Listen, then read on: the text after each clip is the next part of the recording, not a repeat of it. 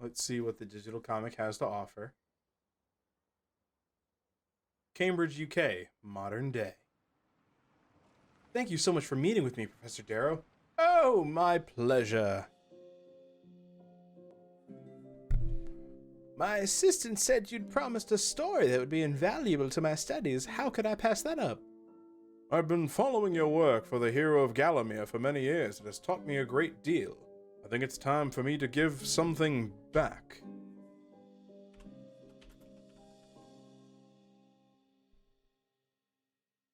First, let me apologize for my appearance. I have long suffered from an unpleasant condition. People would find my true appearance quite distracting, and the events that disfigured me also robbed me of my voice. What?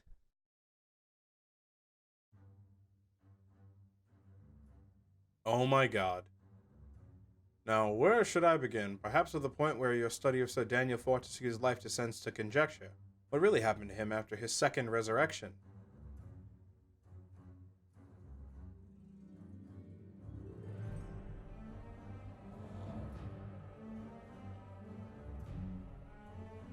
He had defeated Lord Paltheon, restored peace to Victorian London. But then what? People have long researched fruitlessly for his final resting place. Whoa. What if I told you you'd been searching in the wrong time? What? We know that Sir Dan was aided by the genius inventor Hamilton Kift. Scholars have spent years studying Kift's time machine blueprints, but they found no evidence of such a device in his collection. We never believed it could really exist.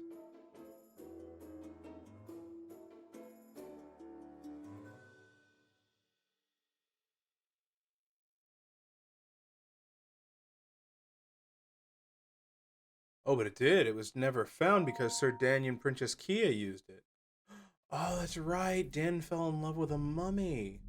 With the flick of a switch, they simply disappeared from 1886. Perhaps the machine was defective? Perhaps they just failed to properly set it. They found this was falling uncontrollably through the centuries, gripping each other's hand tightly.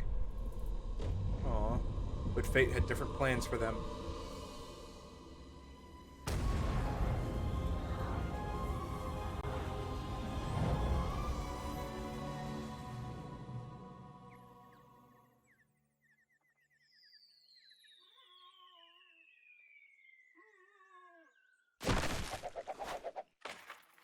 Oh boy.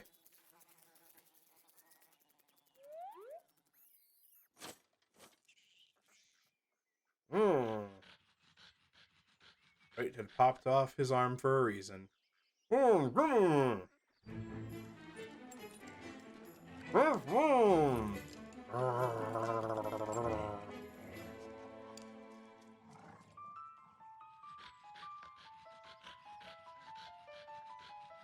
Dog, get back here! Dog!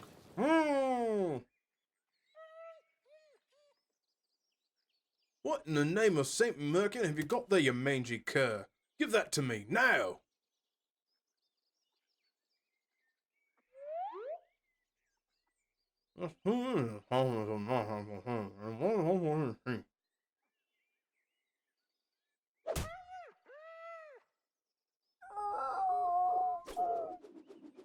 Lupo, follow me, you scabrous mutt.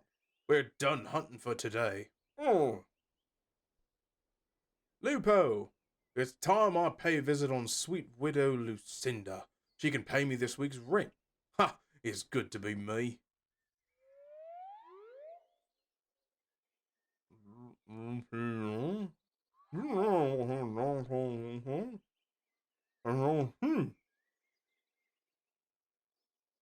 Oh my god.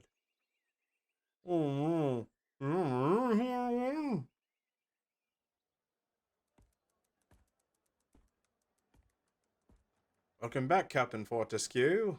King Peregrine asks that you join him in the throne room right away. But I was about to.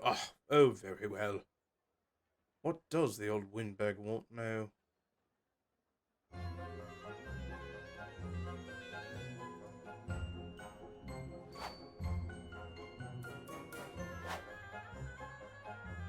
You wouldn't believe what my Agnes found when she was cleaning Fortescue's bedchamber the other week.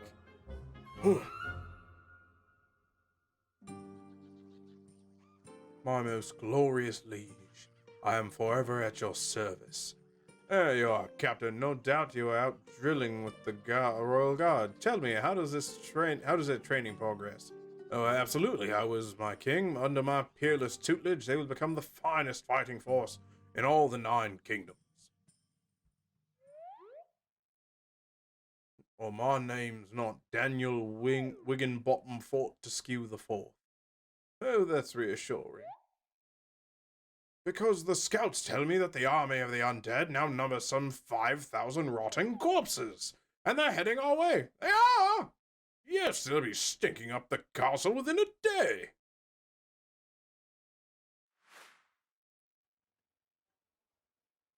Frankly, Galamir's only hope of salvation lies with you and your gallant men.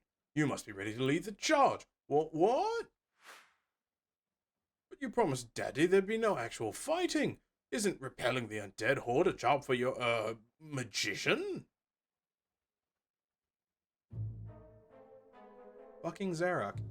Well, normally, yes, I would love to help brave Sir Knight, but sadly these are the wrong type of undead. They're, magic-proof. And besides, I'm almost out of unicorn hooves.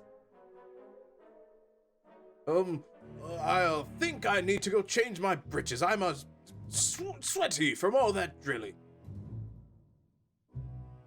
You know, I do sometimes wonder if we have the right man leading our army. Are you sure he's really the kingdom's greatest warrior? Oh, absolutely. And the men love him, sire. I'm counting on it. What would I do without your wise counsel, my old friend? Would you mind shutting that window? Anything for your well-being, sire. Uh-oh.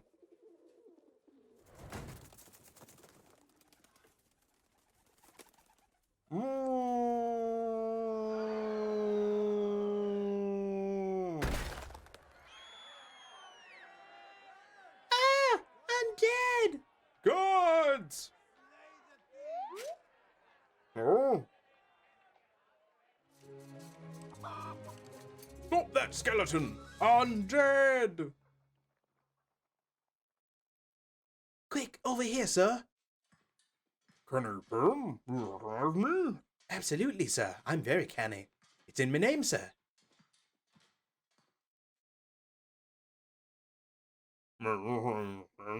Indeed, sir. My poor old mum also lost her jaw when I was but a babe.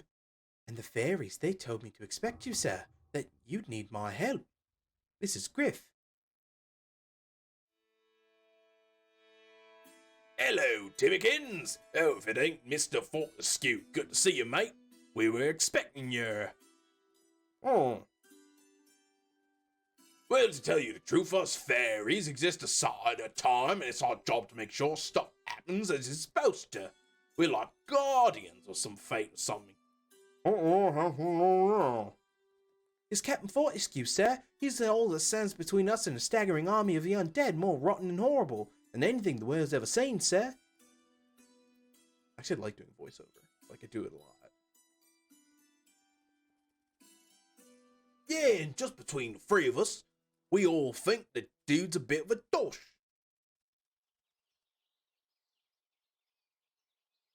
A short way from the castle.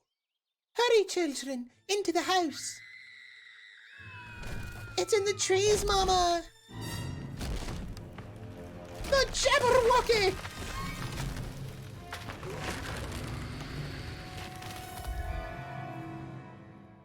Wow.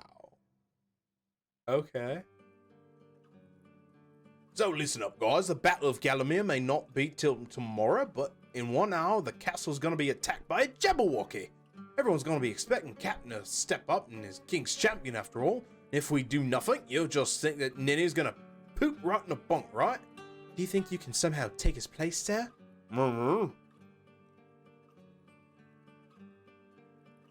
Interesting. I kind of like this. I like your thinking, Timmy.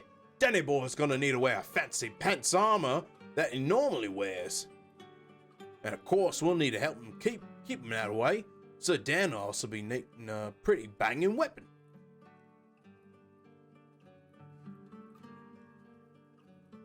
My mum used to tell me the story about how the Jabberwocky was first made. It's pretty much invulnerable to regular weapons, but I think I know where I can find just the two for the job. Alright, you look after that. Me and Dad can pay a visit to the good captain.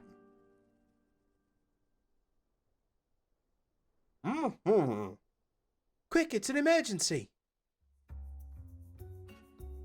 I need to requisition a sword. The castle's under attack. I had a penny for every time I heard that one. Please take a ticket and wait for me to call your number, sir. But there really is a monster about to attack. Take a seat and wait your turn, sir. Next. Wow, that's quite a weapon. The legendary sword of Dirk Steadfast. Forged by his own skilled hand, legendary hero Dirk Steadfast used his very sword to lop off the Jabberwocky's head and chase it from the kingdom. Huh. I guess it grew back.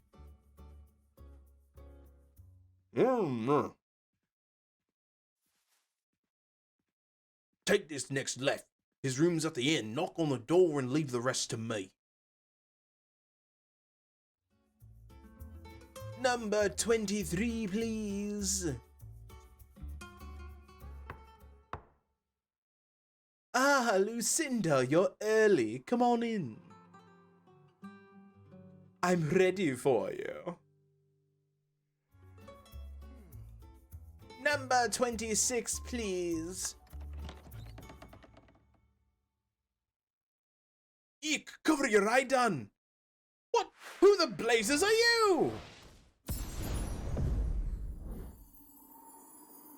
What did I do for you, you malicious little sprite? Quickly, Dan, sock him. Oh, how embarrassing. That did not go to plan. Normally when I fajazzle someone, they become mesmerized and follow my every command. There's armor we're after, custom made for Lord Fopdoodle here. Afraid so. Number 30, please. Monster!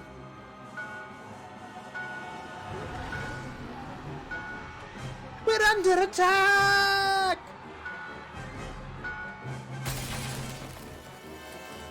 Get him, Danny boy!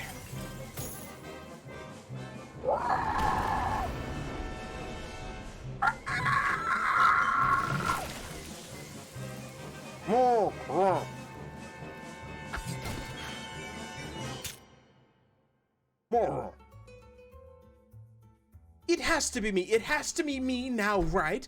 Absolutely, sir. You're next just as soon as I finish my break.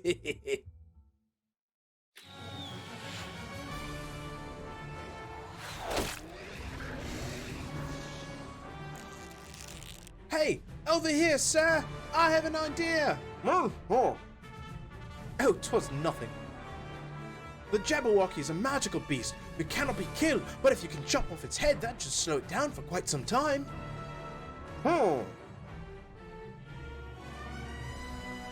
Magic sword!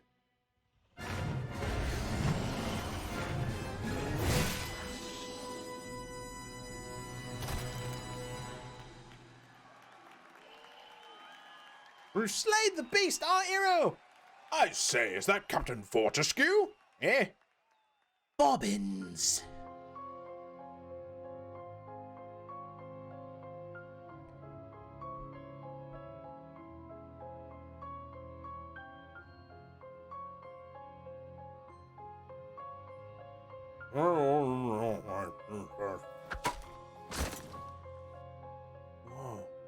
Ha!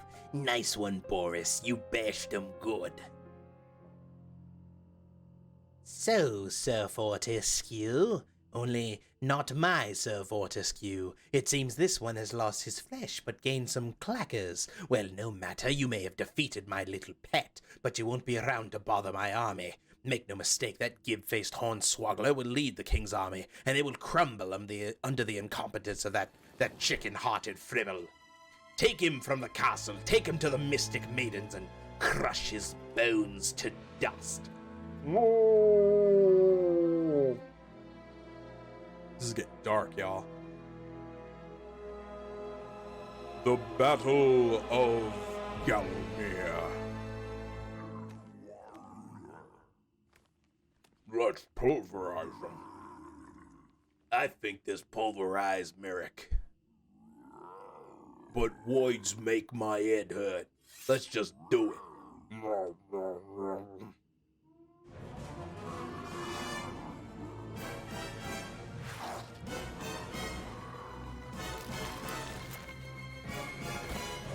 Oh, bugger. What? Why doesn't he have a jaw? He lost his jaw in death. He just lost his jaw. Just happened. That's what happened. Whoa! Who knew your old hound was a were-dog? He must have been bit by one of the forest wolves at some point. I found him back at the castle, so I sprinkled a bit of fairy juice in his eyes, just to help him understand who you was. I may have also promised him a yummy bone. Hope you don't mind. So I brought Tim and me little sis Noreen with me. She's probably the fairest maiden in all the magical realm. All right, handsome. So me bruv fill me in on the sitch. I think I've got an idea that can help you. So there ain't no way that Lily Liver Fortescue's gonna be able to lead in charge, no battle. We're gonna need you in them proper trade places. Noreen's friends with some of the witches of Gallowmere. That's right, bruv. And I happen to know that my mate Wartilda can make a mean body swap potion. That sounds perfect. Assuming you're up for that, sir. Well, she's gonna need 3 things. First, she'll need a bone from you, Sir Knight. Got any you don't use no more? Then she'll want a chunk of your yellow belly's flesh. Nothing too big, maybe a toe. And finally, she'll need the heart of someone what you loves you. Uh-oh.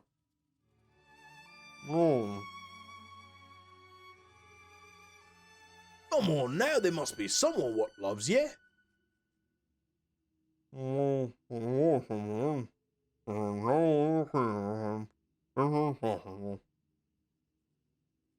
Come on, fellas. Aunt Noreen wouldn't give you a plan like this unless we could make it happen. Yeah, you is in luck, cause fairy chicks possess a special power that does. I can take you to her with magic. Come on, Dan, it's easy. All you need to do is picture yourself with your missus. Then Noreen will expel a little magical gas, and presto, you'll be back with your true love. So, we gonna do this thing? Come on,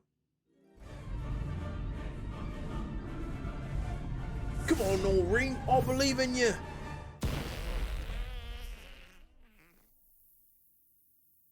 Oops. Bit too hard, eh? Easily done. Hey, Kugler, what's up, buddy? Well, did I tell him it's only 20 minutes, right?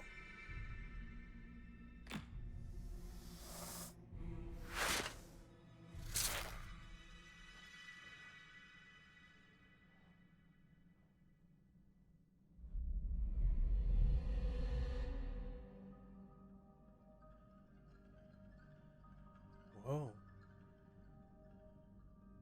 I traveled back to my own time where I faced an evil warlock bent on summoning Anubis to the mortal realm. I learned to cross-stitch and created a tapestry depicting our glorious adventure together, but I grew weary and asked my high priest to invoke a ritual of eternal rest to seal me up in here. Just as we were beginning, a strange little blue sprite appeared who told me that you may need my help, that I should leave a special gift for you. Third drawer down at the left at the end of the sarcophagus, you will also find a special item of great power.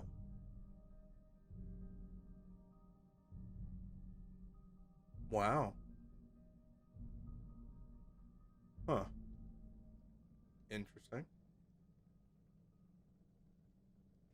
Eternally yours, Kaya.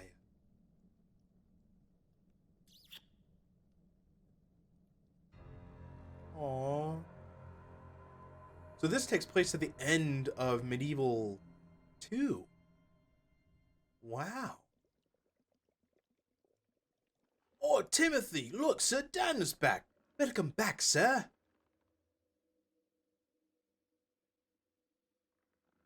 Actually, Griff, my full name is not Timothy. It's Tim Burley. Oh. Poor old Mam struggled with Kay's Timberly kind of stuck. Wait a minute, you're a chick? Well, yes. Just between us, of course, they'd never let a girl fight in the king's army. My little secret.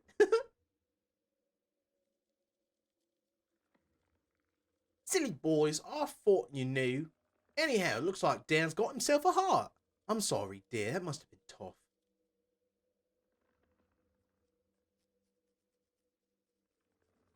Well, I've been busy too. We caught him trying to run away.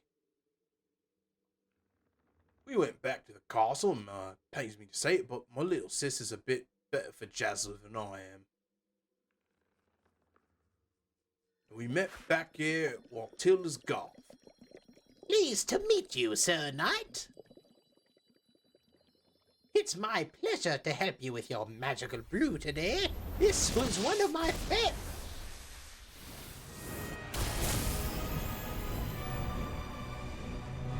Curse you, Fortescue! Oh! I don't know how you escaped my thugs, but I can't let you turn him into a hero. Brains. Hum, hum, hum, hum, hum.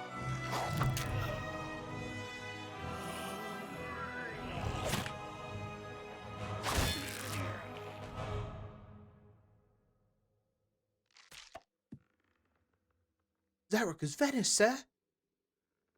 Oh, I do apologize for all those corpses. Anyhow, you view some ingredients for me.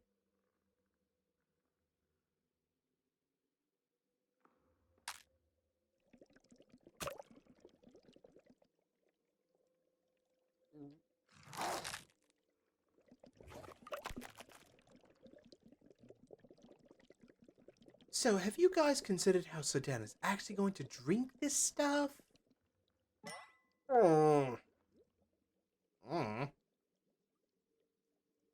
After much debate, they decided to thicken up the potion to turn it into a kind of ointment. They rubbed some all over Dan's skull and some more on Captain Fortescue.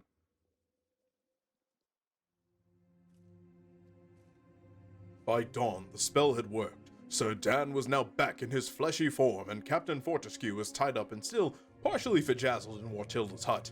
Lupo watched over his master. The dog seemed acutely aware of the changes the potion had wrought. He was also guarding a gift that Sir Dan had secretly left behind.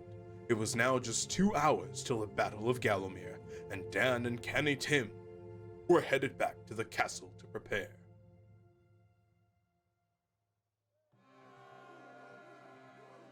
Fortescue showed up.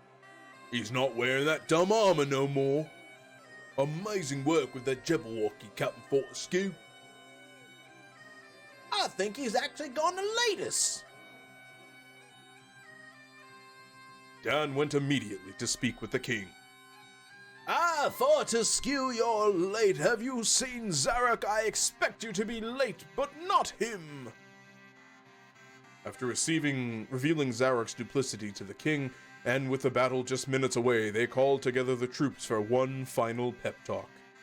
So take spirit, my brave kinsmen. Fate is on our side, and always remember, we fight for our kingdom, we fight for our king, we fight to keep our brains. And there are fresh undergarments for each of you behind the catering tent. Huzzah! No more chafing! Fortescue! And so, with Zarek's undead army bearing down on the castle, Sir Dan led the charge into the accursed multitude. Alas, just as he knew he would, he took an arrow to the eye and was the first to fall. His bravery had so inspired his men that they fought tirelessly until every last zombie had been defeated and Zarok was forced to flee the land in ignominy.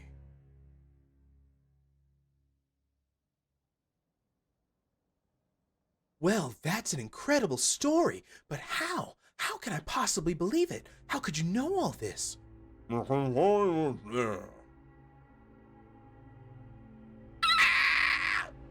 You!